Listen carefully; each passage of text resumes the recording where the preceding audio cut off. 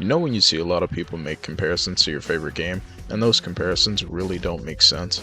A lot of people have been doing that continuously with Devil May Cry, to the point a lot of these people categorize these games as DMC clones, and on the surface they really don't share any similarities with Devil May Cry. These comparisons are on the same level of people that say Crash Bandicoot is similar to Dark Souls. Yeah, seriously. It also applies to stuff like Devil May Cry 4 or Crash of the Titans.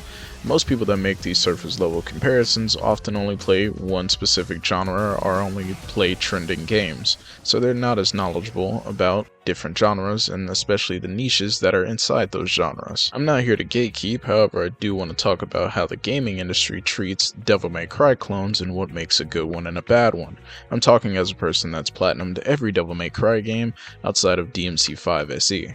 So let's get into the video and talk about good and bad Devil May Cry clones. We should probably start with the most expected one and the most popular, God of War, the original series, not the reboot that's going on nowadays. God of War is an action-adventure game, while Devil May Cry is categorized as a character action game. The main difference between these two, in my opinion, is the scale. God of War focuses on large boss fights, thus being the slaying of each god of Olympus, while Dante usually fights demons of lesser caliber. When Dante actually does focus on larger enemies, they're usually really bad boss fights and some of the worst in the series. Arkham, Mundus, and even the Savior are prime examples of this. This is exactly why we primarily focus on action-adventure games when it comes to Devil May Cry clones. Most of these clones are usually hack and slash and beat 'em ups, which usually follow the same field of gameplay and service. The player and mainly feeling powerful. This is one of the huge differences between God of War and Devil May Cry. In God of War, you can feel strong and powerful with Kratos regardless of how you're playing, doing the same combos or anything like that, while Devil May Cry actively forces you to be cool, and it degrades you if you aren't, giving us dismal, sadistic, smoking sexy style to be good, which in turn motivates the player to improve on their playstyle and not be repetitive while playing Dante, Nero V, or Virgil, or any other characters in the character action realm.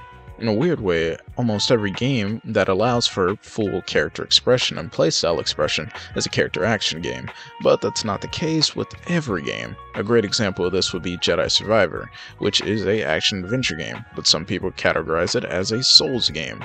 All of this formula helps us create the God forbidden Devil May Cry clone formula, which is where, in my opinion, a lot of these games take things from Devil May Cry that are usually good and expand upon them and make them function and even make them into their own.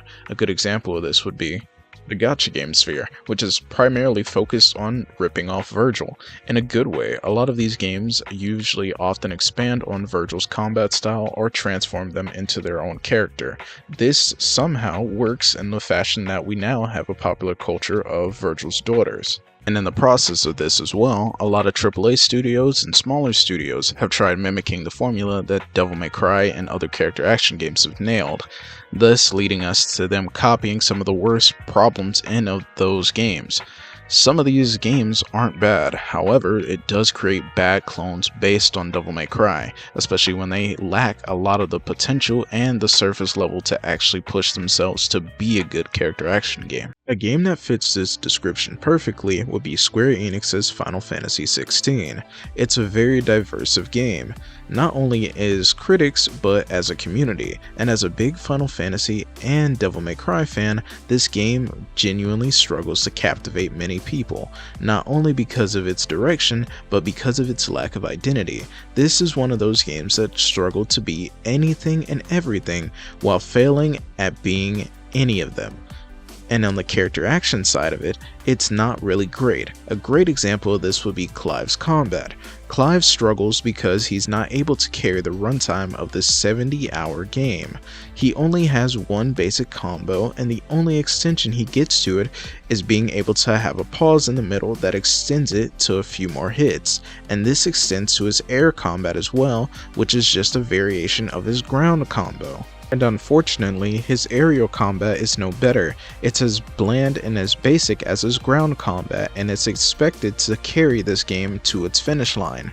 This isn't helped by the icon unlock pacing being incredibly slow and a lot of abilities sharing the same function. A great example of this would be Torgal and Garuda both having launchers. An even better example of this would be the mini icons that have parries. There are 3 icons in the game that have a parry mechanic, and most of these skills are not bad in their own right, as they're very common in character action video games, Devil May Cry being a prime example. But an issue with this in FF16 is not only its length, but how many comparisons there are between other skills. Unfortunately, this makes Clive feel incredibly boring and basic in a gameplay format because he feels the same at the start of the game and at the end of the game. Compared to something like Nier Automata or Nier Replicant, each of those main characters are able to hold different weapons, and in the case of Automata, you're able to use chips to improve and change gameplay mechanics in ways that you wouldn't do regularly. That doesn't mean enjoyment can't be found in games like FF16, but it does have its shortcomings that make the gameplay feel like an afterthought or was mismanaged. Another great example of a bad DMC clone would be something like TMNT Mutants in Manhattan. The issue here is that it couldn't handle all 4 players doing so many different things on screen at the same time while trying to have unique and separate bosses, and it's made by Platinum Games, the same developers that developed Bayonetta and Nier Automata, so things like this aren't an overall issue. Some of these games are willing to take risks, and those risks sometimes aren't worth it when the foundation isn't built on steady ground. However, this does lead us to our outliers, the Musou games. Imagine the Musou games being like the cousin of Devil May Cry and character action games, primarily because they allow for some of the same expression that any of those games do, and that's because it allows for full freedom.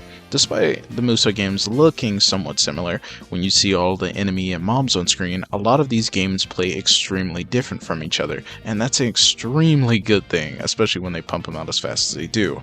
A great example of this would be Pirate Warriors 3 and Pirate Warriors 4. Pirate Warriors 3 is an incredibly grounded game that is primarily focused on combos and unique actions, while Pirate Warriors 4 has a jump button, transformations, and even a stamina bar that separates it from its entire predecessor. Despite how isolated and confrontational the Musou games are, each character plays entirely different in almost every installment, meaning they probably have over 900 characters that all play uniquely different amongst all of the Koei Tecmo games. And that's not just talking about Koei Tecmo. Believe it or not, Capcom did try to make a Musou game back in the early 2000s called Devil Kings. It was an okay game, not as good as the Tecmo games, but they also stood on their own in trying to be different from the crowd. And because Koei Tecmo primarily works with different IPs along with having their own, they're allowed to use certain resources to even extend the combat even more and give it more flair, and not just in a spectacle sense but in a gameplay sense. A great example of this would be the Persona 5 Scramble game allowing for elemental weaknesses, which is something that's not extremely common in a Musou game. It's as odd as the stamina meter being in Pirate Warriors 5, so it takes unique things from different existing franchises and create them as their own thing. Not even the Fire Emblem Warrior games play similar to each other, and it's only 2 of them. They both are structured entirely different from their predecessor. At the end of the day, I don't think there really are any real Devil May Cry clones, because character action games themselves are very hard to replicate. Take the Devil May Cry reboot for example. It tried to mimic the original games while failing at it while succeeding at being its own thing. What I mainly see is games that take influence from DMC, whether it be good or bad, and most of these developers have the same goal of making the player feel cool without just throwing a QT or cutscene in front of them, and that's some of the most respectable mentality you can have while developing a game. That's why character action is such a unique genre and hard to copy. I respect any of these developers that have tried to take risk, and their risks are sometimes worth it, and sometimes they just need another attempt to be in the oven. So hopefully maybe we'll actually get that one perfect Devil May Cry clone one day. Maybe we'll call it Devil May Cry 6.